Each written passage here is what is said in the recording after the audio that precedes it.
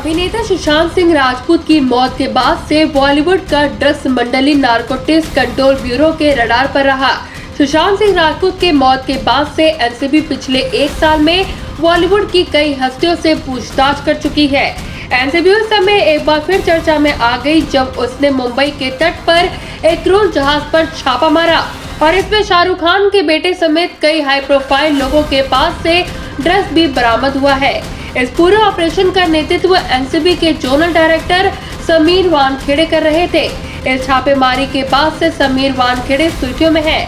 आइए जानते हैं कि आखिर कौन है ये समीर वानखेड़े। 40 साल के समीर वानखेड़े का जन्म मुंबई में ही हुआ है। उनके पिता एक पुलिस अधिकारी थे, जबकि उनकी पत्नी का नाम क्रांति रेडकर है। क्रांति मराठी एक्ट्रेस है। दोनों के साथ 2017 में शादी हुई है। समीर वानखेड़े 2008 बैच के भारतीय राजस्व सेवा अधिकारी है। वानखेड़े ने एनसीबी के साथ अपने कार्यकाल से पहले एयर इंटेलिजेंस यूनिट के उपायुक्त और राष्ट्रीय जांच एजेंसी के अतिरिक्त एसपी के रूप में काम कर चुके हैं। इसके साथ साथ उन्होंने राजस्व खुफिया निदेशालय के संयुक्त आयुक्त के रूप में भी काम किया। वानखेड़े को उनके काम करने के तरीके के लिए जाना जाता है। जब वे मुंबई हवाई अड्डे पर कस्टम विभाग में थे तो वो कथित तौर पर बॉलीवुड हस्तियों के नखरों से परेशान हो गए थे। परेशानी के पीछे की वजह बॉलीवुड हस्तियों का सामान था। एक रिपोर्ट में कहा गया कि वानखेड़े ने सिंगर मिक्का सिंह को विदेशी मुद्रा के साथ पकड़ा था। समीर वानखेड़े ही वह व्यक्ति थे जिन्होंने 2011 में विश्व कप ट्रॉफी को ड्यूटी चार्ज का भुगतान करने के बाद ही मुंबई हवाई अड्डे से जाने दिया था। वानखेड़े के बारे में कहा जाता है कि वो खुद बॉलीवुड के प्रशंसक हैं।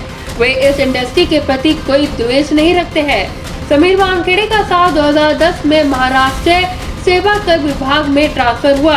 तब समीर ने टैक्स चोरी के लिए बॉलीवुड की 200 मशहूर हस्तियों समेत 2500 लोगों के खिलाफ केस किया था।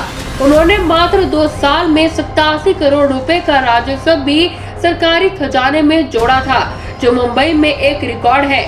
वह किंग खान के बेटे आर्यन खान के पकड़े जाने के बाद वानखेड़े एक बार फिर से सुर्खियों में बने हुए हैं। जिस तरह से प्रभाकर साली ने कहा कि मुझसे 8 से 10 कागजों पे ब्लैंक सिग्नेचर किए गए, एक और गवाह इसी तरह का मेरे पास आया था।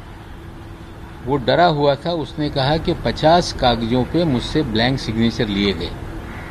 वो एक जिक्र कर रहा था जो नाइजीरियन को फंसाया गया, उसी की खबर पे नाइजीरियन वाला मामला बना था। उसने जो जानकारी दी वो इस खत में है और कुछ लोगों ने जो जानकारी दी वो इस खत में है। इसलिए मुझे लग रहा है कि ये कहीं ना कहीं कोई अंदर का अधिकारी है जिसने ये जानकारी हमें मुहैया कराई। तो हमें लगता है इसकी जांच अगर कर रही है, जांच होगी तो चीजें सामने आ जाएंगी। मैं गृह मंत्री के सामने एसआईटी के जरिए जांच की मांग रखने वाला हूँ। एक पेपर मेरे पास भी व्हाट्सएप पे आया है जिसमें तमाम बातें लिखी हुई है। News desk, action India TV.